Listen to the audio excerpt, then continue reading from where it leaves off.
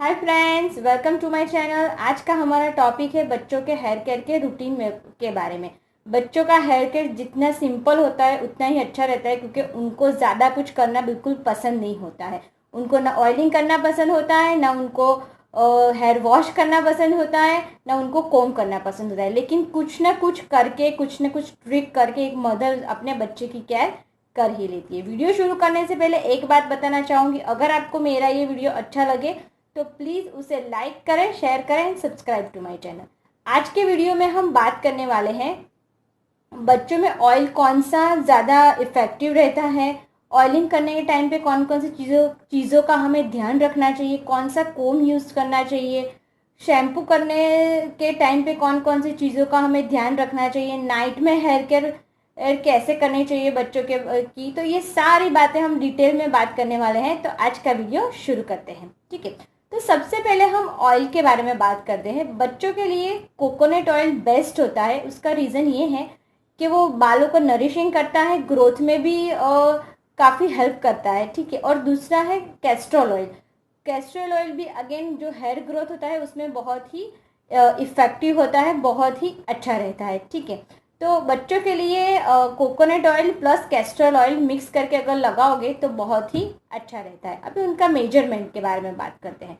तो अगर एक बॉटल कोकोनट ऑयल है तो आधे से भी थोड़ा कम आपको कैस्टर ऑयल लेना है। दोनों को मिक्स करना है और थोड़ा गुनगुना गर्म कर लेना है, और उसके बाद आपको एक बॉटल में उसको भर लेना है, ठीक है। अभी आगे हम बात करते हैं कि कौन सा कोकोनट ऑयल अच्छा रहता है।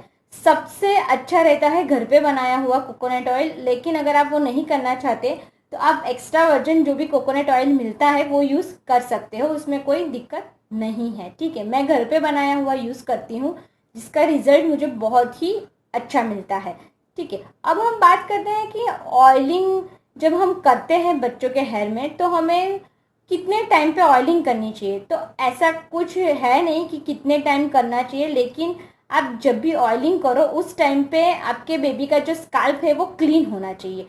उसका रीज़न ये होता है कि अगर स्काल्प गंदा है, ऑयली ही है, और ऊपर से आप ऑयल करोगे तो आप उसका इफ़ेक्ट तो तेल का नहीं जाएगा, लेकिन आप बाल को ख़राब ज़रूर से करोगे, ठीक है। क्योंकि डस्ट वो सब ऑलरेडी ऑयल आता है उसकी वजह से चिपका हुआ होता है, और ऊपर से आप ऑयल डालोगे तो उसमें क्या होता है ना, आपको बेनिफिट तो नहीं मिलेगा ऑयल का। आप उसको ज़्यादा ऑयल करके इन्फेक्शन करके उसमें डैंड्रफ ज़रूर कर दोगे, ठीक है। तो आपको ये एक ध्यान ज़रूर से रखना है कि आप जब भी आपके बेबी में हेयर ऑयल करो तो उस टाइम पे आपका बेबी का स्काल्प क्लीन होना चाहिए।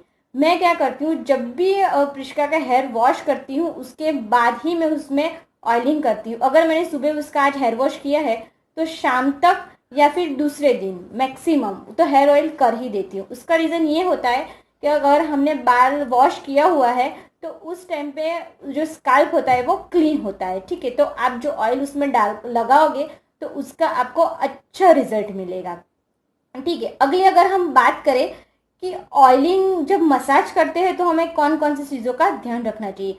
आपको मसाज ऑयल का मसाज करने के टाइम पे आपको पहले ऑयल को थोड़ा गुनगुना गर्म कर लेना है। उसके बाद आपको पूरे स्काल्प में, यहाँ से लेके पूरे स्काल्प में उसको लगाना है। उसके बाद जो बचे हुए बालों है उसमें भी आपको हेयर ऑयलिंग करना है, ठीक है। पहले स्काल्प में आपको, जैसे हमारी मम्मी दादी कैसे हमको हेयर ऑयल करती थी ना, ऐसे पार्टीशन करके यहाँ पे सारे वही मेथड यूज़ करनी है, वो बहुत ही अच्छा रहता है, ठीक है। सारे स्काल्प में ऑयल जाएगा तो आपको रिजल्ट अच्छा मिलता है, ठीक है। अब हम बात करते हैं शैम्पू के।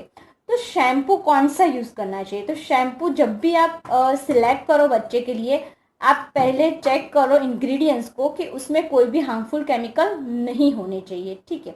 शैम्पू मैं जो हूँ वो ममा और अविनो दो का यूज़ करती हूँ, वो मुझे बहुत ही पसंद है, ठीक है। अभी शैम्पू करने के टाइम पे कौन कौन सी चीज़ों का हमें ध्यान रखना चाहिए।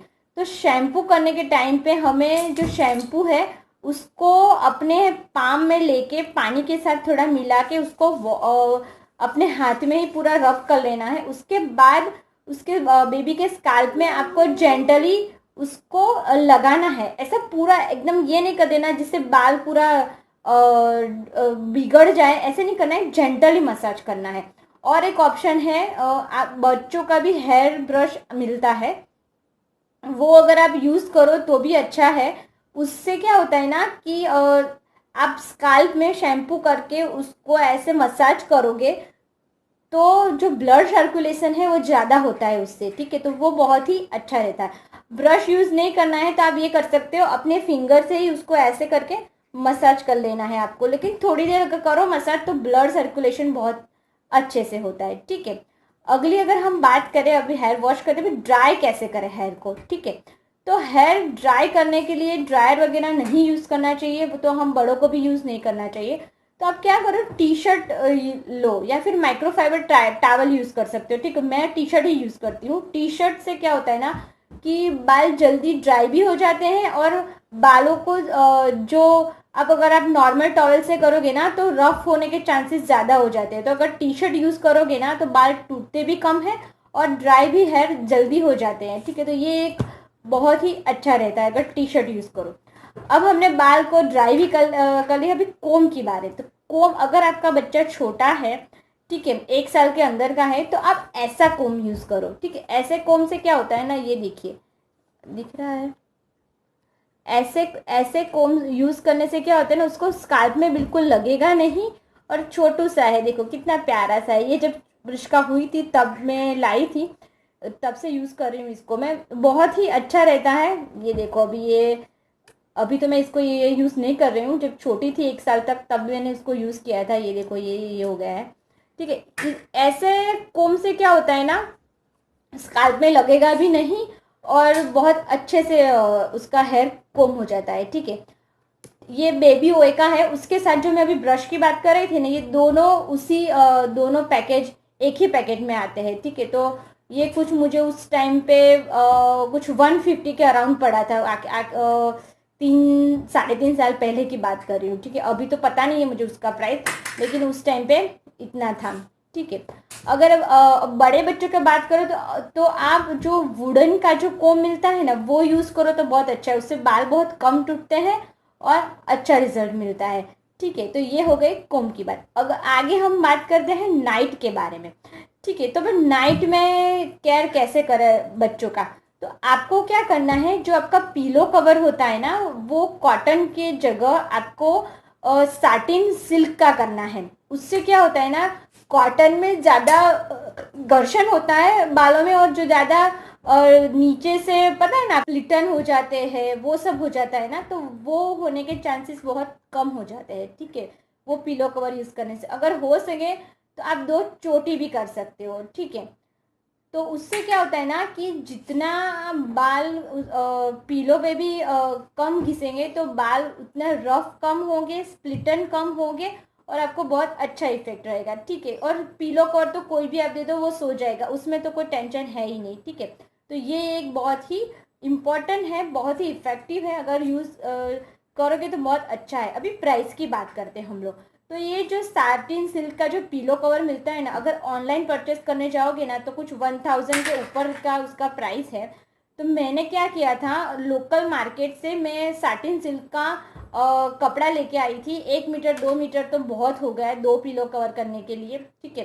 तो उससे मैंने लेके आई मैं, और मैंने मेरे नज़दीक में एक टेलर था, उसको बोला तो उसने मुझे वो सिल के दे दिया। तो ये मुझे कुछ 200 में तो हो गया मेरे दोनों पिलो कवर। तो आप ये कर सकते हो, ये बहुत अच्छा है। वो ऑनलाइन मंगाने जाओगे तो उसका रेडीमेड का भाव ज़्यादा होता है, ठीक है। अगर आप लाके वो जो कपड़ा है वो लाके सिलाओगे तो बहुत ही सस्ता पड़ता है, ठीक है। अभी थोड़ा डीटेंगलिंग के बारे में बात कर देते हैं कि बच्चों का हेयर का डीटेंगलिंग कैसे करें। तो आपको क्या करना है, जो बाल है ना उसको पहले रूट से डिटेंगल करना शुरू करना है, ठीक है। तो जैसे आप रूट पहले इतना कर दिया, उसके बाद उसके ऊपर गए, उसके बाद उसके ऊपर गए, उससे क्या होता है ना कि बाल ज़्यादा उलझेगे नहीं ज़्यादा, तो वो तो उतना वो जो हेल्पफुल होता है ना वो नहीं होगा, ठीक है। उलझने की वजह से करते समय फिर टूट जाते हैं बाल। तो आप ये बात एक ध्यान रखो कि जब भी आप डिटेंगलिंग करो तो ये मेथड यूज़ करो, अपने लिए भी यही मेथड यूज़ करो, ठीक है। तो उससे क्या होता है ना कि बाल कम टूटते हैं, ठीक है। तो बस आज के वीडियो में इतना ही। अगर आपको मेरा ये वीडियो अच्छा लगे तो प्लीज़ उसे लाइक करें, शेयर करें and subscribe to my channel. Thank you for watching. Bye.